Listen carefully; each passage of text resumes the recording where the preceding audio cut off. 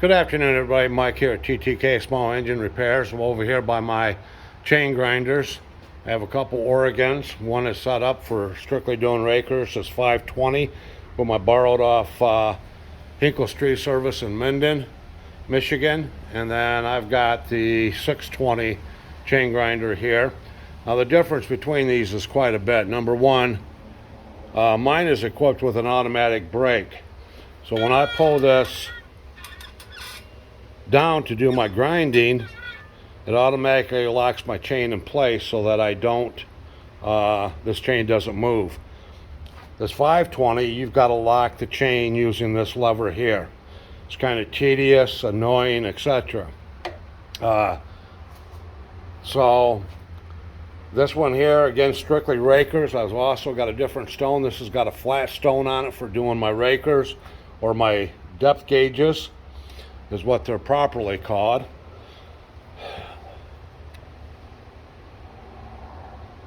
That is your raker or depth gauge, and the way we check those, that needs to stand just below your cutting tooth. So we use this gauge here to check that out, and you can see I'm standing slightly. Now once I cut this chain, what I'm going to do is I'll file one of these depth gauges down, or rakers. I'll mark it, and I'm going to bring it over here, and then use this one, bring her down.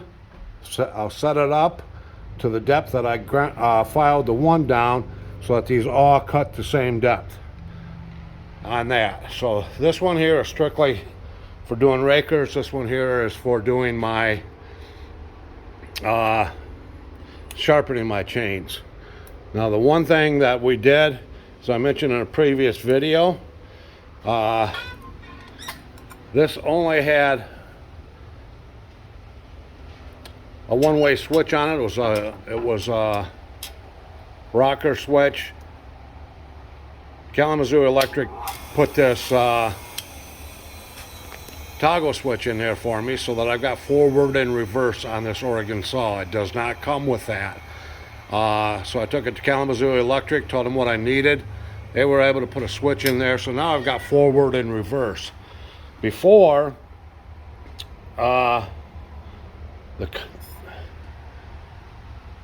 this stone ran that direction. Make my fingers work here. So I'm cutting the front tooth, which correctly, I'm cutting in on the tooth, which is fine, but then I get ready to do the inside tooth, and it's cutting out. What that was doing was causing burrs on the back side of this tooth, which means the tooth wasn't being sharpened. So I had Kalamazoo Electric put that reverse in there for me. So now, and I'll show you here if I can get my camera adjusted and get myself in the right spot. Make sure my chain's in the right spot.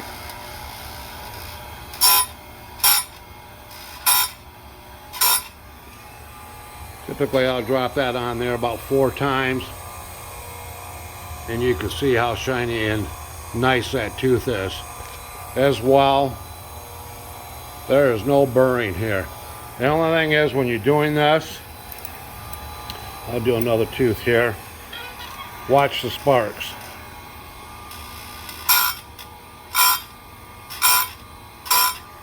So you're going to definitely want to wear safety glasses and or some type of an apron, because those sparks are going to shoot out at you. Whereas before, because the wheel was going that direction, all the sparks were shooting back to the back of the engine. But this is the correct way that we're using grinders.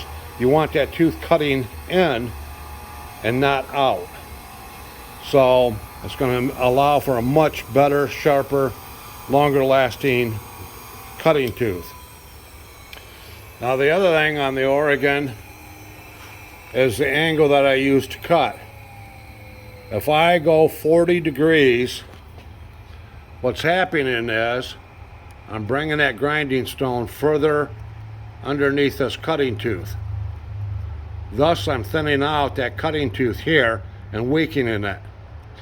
So generally speaking, I'm going to run 55 to 60 degrees. I like 60 on my own chains because my chain stays sharper longer.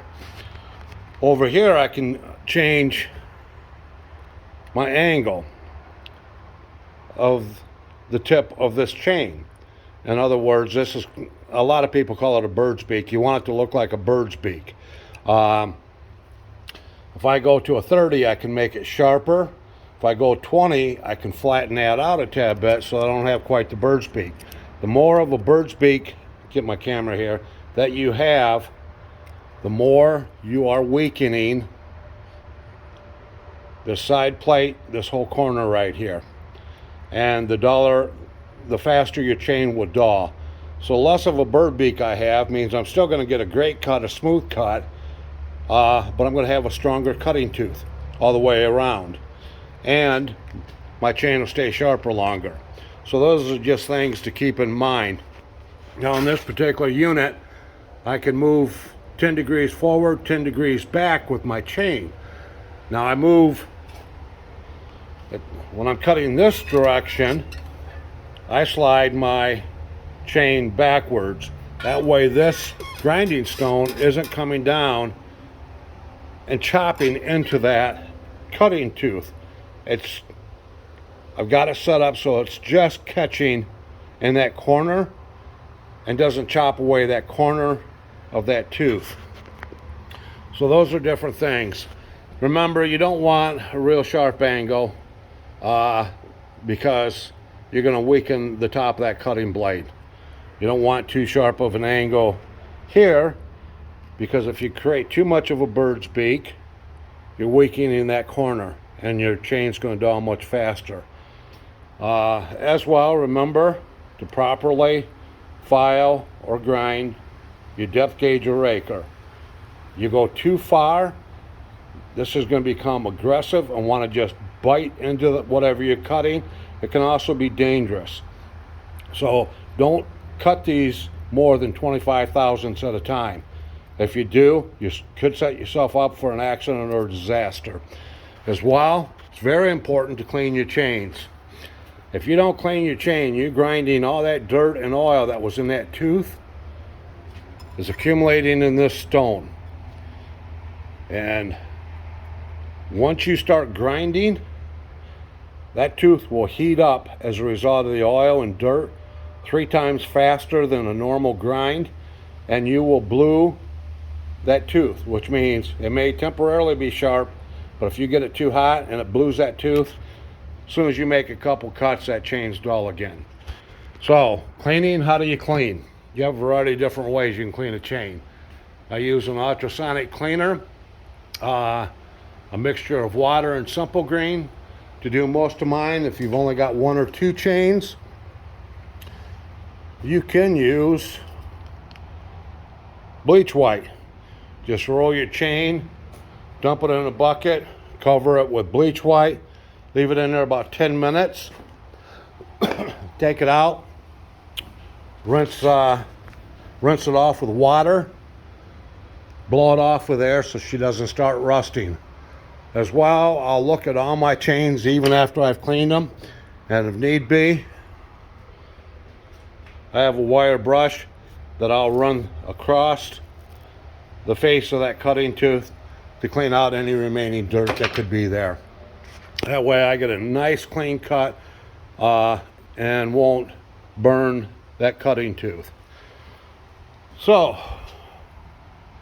that's what we've got for chains today. Oh, I forgot to tell you, I don't know if I got into this or not. I changed my cutting wheels that came with the Oregon grinder. I was having problems with those, so I called this company right here, Sharpening Supplies out of Middleton, Wisconsin. They sent me these 2 stones. Now, the stones are different thicknesses. My other stone is thicker. That way I can do larger chains like 404s, etc. And so these are the part numbers. If you're having problems burning your teeth or other issues with the original grinding wheels from Oregon, order these 2 wheels here. These guys are very helpful, very patient. Told them what I had going on, walked them through the different scenarios, and they set me up with these grinding wheels. And I tell you what, this is a godsend. These grinding wheels make all the difference in the world. Now this one's set up to do round chains. This one originally was, but I squared the head off on this and just a slight angle so that I could do the square tooth chains. So that's this is now, I love this thing now. I got forward and reverse on it. I've got the right stones on there, and I'm getting some beautiful cuts. And again, you can see how shiny and clean that tooth is and how she cut across there.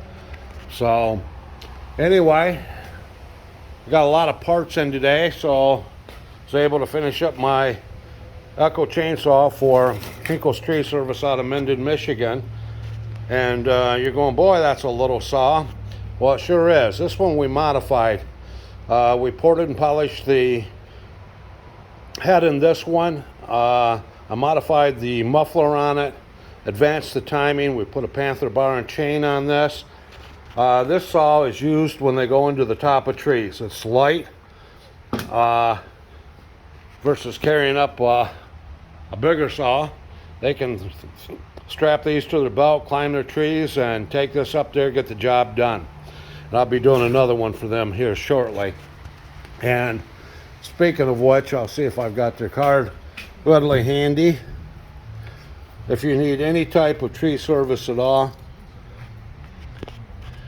give these guys a call. Matt, Connor, and Caleb, great people, professionals. They know what they're doing. They have state-of-the-art equipment, well maintained and taken care of. They'll come into your yard and do whatever needs to be done and leave it clean and in an orderly fashion for you. You'll be happy with their services. But Matt does a lot of work for the county, etc. He's gone as far as Brighton to do work that other people wouldn't do. And give them a call if you need any trees cut down, etc. And they'll get you all taken care of. Oh, just remember, we do not work on riding lawnmowers or zero turns. I did get the parts for my compressor, so these are both done for Chris King, and I've got Chris King Construction. I've got his nail guns done as well. And then, but we don't work on zero turns, riding lawnmowers, recreational vehicles such as boat motors, motorcycles, RTVs, etc. What you see is pretty much what I work on. Pressure washers, walk behind lawnmowers, snow blowers, nail guns, air compressors, chainsaws, generators, weed whips, leaf blowers, and more. If you have any questions or concerns as to what I do or don't do, give me a call at 731-298-1702.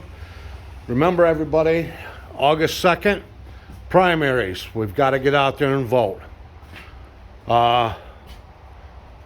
I hear a lot of people talking, and I've talked to a lot of people who don't vote, but they love complaining about the condition of our country. Change doesn't happen until people stand up and decide change needs to happen in a more positive direction. As a veteran, an American patriot, I'm going to be in the voting booths tomorrow. Please get out there and vote. We've all seen what's been happening in the last couple of years. Both our state and federal governments are as corrupt can get, and we need to get the right people in office. And we need to get rid of a lot of evil, wicked people. They've been lining their pockets too long with our taxpayer dollars, making millions off the stock market because of the way they are. It's pretty sad when you have almost zero assets when you go into Congress, or in some cases into the presidency, and you come out millionaires and billionaires. There's a problem. There's a problem when your benefits are greater than that of the people. There's a problem when your retirement package is greater than that of the people. There's a problem when your benefits far exceed that of the elderly. We have some serious problems in this country. And folks, we need to stand up, let our voices be heard, and start making some changes. Get out there and vote, please.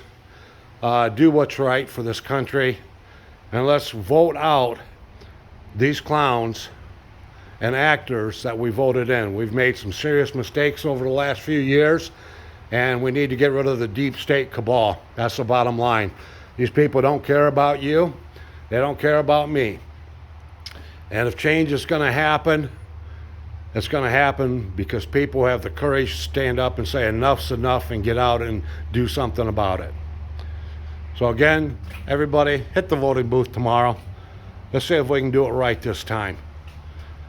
And let's clean up the mess we helped create by voting in some different people and the right people. Everybody, God bless. Take care. Bye-bye.